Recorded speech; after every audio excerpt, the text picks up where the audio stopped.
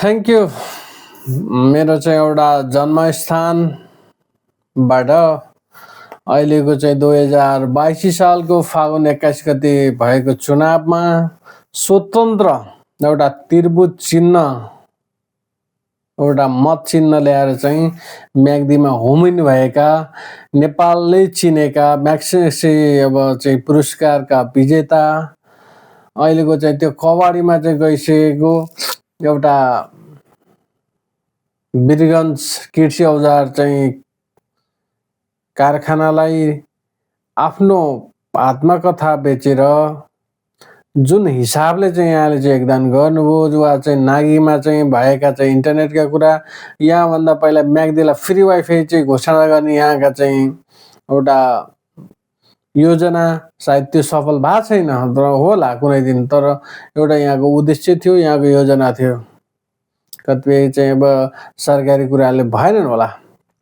यद्यपि यहाँलाई अहिले चाहिँ असाध्यै राम्रो मत, जुन विगतमा नेपाली काङ्ग्रेस र नेकपा एमाले, योभन्दा पहिला चाहिँ माओवादीले पनि जितेको ठाउँ म्याग्दी, त्यहाँबाट यहाँले चाहिँ एउटा आफ्नो जातीय हिसाबमा र सबैजनाबाट चिरपरिचित भएको यहाँले गरेको कामले गर्दाखेरि त्यहाँका जनताले,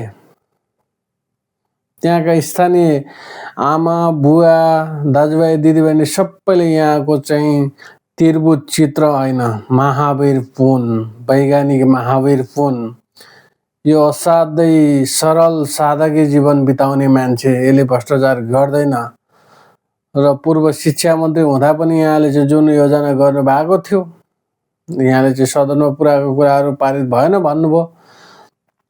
अब आशा छ तपाईँको चाहिँ अब राष्ट्रिय स्वतन्त्र पार्टीबाट अब शिक्षा मन्त्री हुन सक्ने सम्भावना पनि देखिन्छ। यहाँको आन्तरिक कुराहरू के छ, तर बाहिरबाट हेर्दा त्यो सम्भावना त छ, तर एक्लै रहनुभयो भने त अब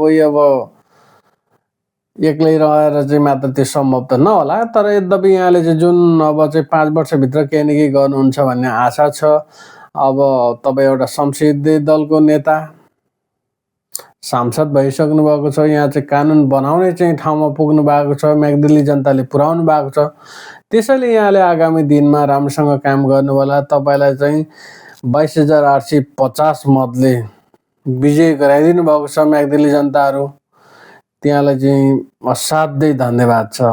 हुन त म्याग्दी जिल्लाको एउटा चाहिँ अनलाइन पोर्टलहरू वा चाहिँ अथेन्टिक चाहिँ न्युजहरूले चाहिँ साबर गरे अनुसार 86,397 चाहिँ मतदाता रहेको ठाउँबाट 46,336 मत खसिरहँदा तपाईँले चाहिँ 22,850 पाउनु भएको छ। यो असाध्यै राम्रो मत हो। त्यो मतको कदर गर्नु होला। त्यहाँका चाहिँ अब यी म्याग्दीका झन्डै चाहिँ लाख जनसङ्ख्या, त्यहाँका चाहिँ जनताहरू मात्र नभएर नेपालको चाहिँ 2,96,00,000 जनताहरू, त्यहाँ सबैलाई चाहिँ वा तीहरूको बच्चालाई यहाँले जुन एजुकेसनमा गर्ने चाहिँ अब योगदान चाहिँ कुरा छन्, यहाँले बनाउने नीति नियमका कुरा छन्, नीति निर्माणका कुरा छन्, यहाँलाई चाहिँ असाध्यै राम्रो तरिकाले चाहिँ गहन अध्ययन गरिसकेका विषय छन्। त्यसलाई थप गर्नुपर्ने भयो भने सो फेरि पुनः अध्ययन गरेर गर्नुहोला।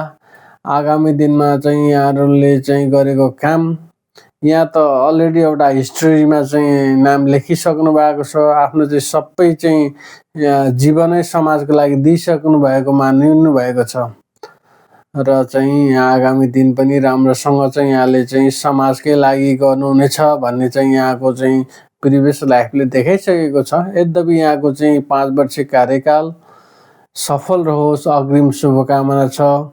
धन्यवाद महावीर पुन दाई, थ्याङ्क यू, सल्युट।